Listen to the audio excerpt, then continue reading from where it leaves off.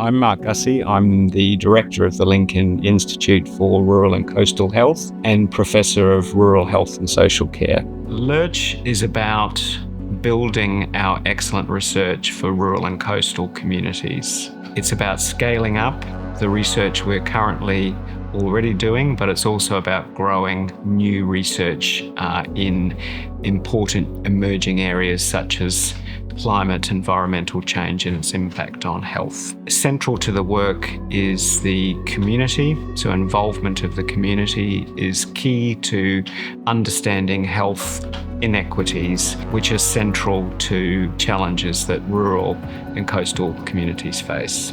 The Lincoln Institute for Rural and Coastal Health is a significant investment by the University of Lincoln, with the funding that we've received through Research England's E3 scheme being the largest research grant we've ever had in terms of the £10.9 million of funding. The university's research strategy has been developed in direct response to our local economy and our local need, and rural and coastal health is a key strength within that. The focus of the Institute on addressing the health inequalities of those communities is going to make a substantial contribution in terms of research real-world impact, and that aligns with the university's mission to focus on global challenges that are rooted in local need.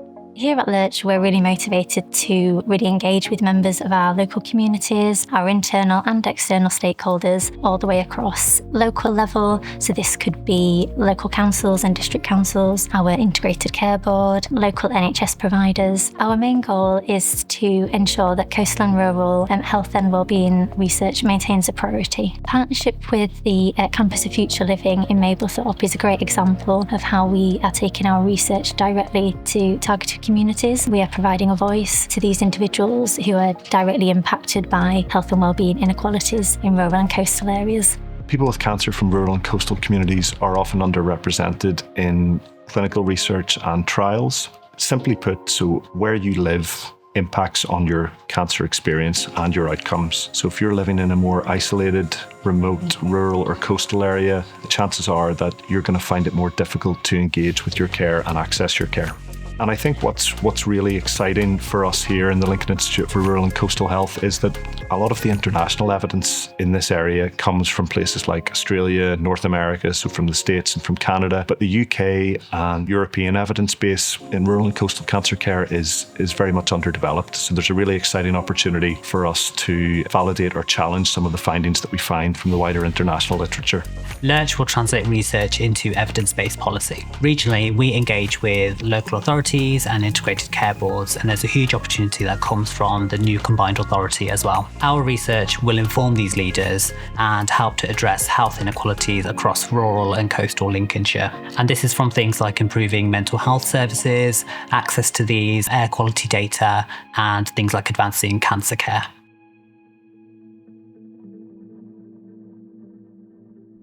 In terms of lung cancer, we know that the greater the distance that you live away from medical care and living in areas of high deprivation actually have a negative impact on lung cancer care outcomes. And over the past year, we've been working on a Cancer Research UK funded project that has been looking to understand those factors related to distance and disadvantage and how they actually impact upon patients' ability to engage in their recommended care. And off the back of this project, we've actually started to develop a patient engagement tool to essentially better support lung cancer patients across Lincolnshire. I was involved in a project that was funded by the National Institute for Health and Care Research. That toolkit involved developing 7 guidelines and working with people in academia, people who were residents in Lincolnshire, patient participation groups. And the toolkit really, at the crux of it, was a piece of work that challenged the idea that rural and coastal identities are just a catch-all. So it kind of looked at investigating the complexities of people's lives in these places and how they interact with their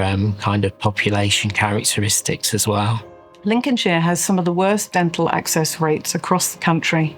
In some cases, whole families have remained unregistered with a dentist for years. In some cases, people are travelling for up to 60 miles round trip to go to urgent dental care appointments. And sometimes children have not seen a dentist for the whole of their lives. In some places, in care homes across the region, we know that there's no access to dental services. And some people in those care homes have extremely poor basic oral hygiene. So this isn't just about teeth. Oral health impacts on every aspect of people's lives. Our aim is to try to combat those inequalities through a number of different routes to help with workforce, to retain and get more workforce in the region. Our current study says Sexuality and Ageing aims to highlight the voices of older adults living on England's East Coast. We're collaborating with colleagues from the Health Protection Research Unit at University College London, NatSal and the UK Health Security Agency. SAGE aims to understand complex and contextualised experience of sexuality and ageing across the life course. Migration to the coast in later life can leave them exposed to social isolation and loneliness. To support our ageing populations, we need to listen to their perspectives and needs to develop age-appropriate support and supportive health and care solutions. We've held 3 workshops to prioritise what are the important issues for Lincolnshire's mental health provision, and alongside this I've led a rapid evidence review of international.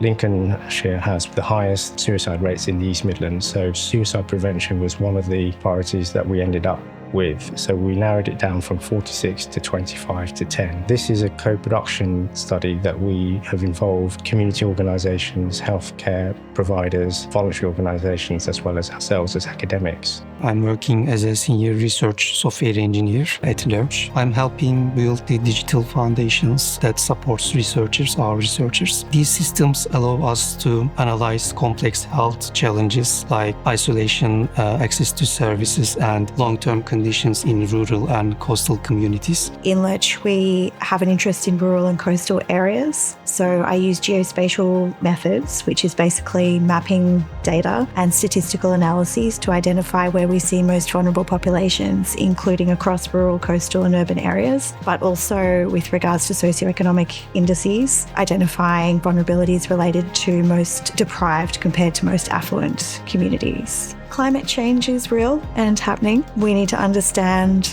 the current and future effects of climate-related variables on health outcomes. I have a particular interest in heat and air quality. We don't really understand the current effects of heat, particularly on mental health, let alone what future climate scenarios will look like in relation to their health outcomes. We have to work quite closely with geographers like meteorologists, climatologists to try to embed future forecast models into our health predictions in order to support service delivery in our region. The Expanding Excellence in England programme, or E3, is delivered by Research England. It supports smaller research units delivering transformative and topical work with strong potential to grow.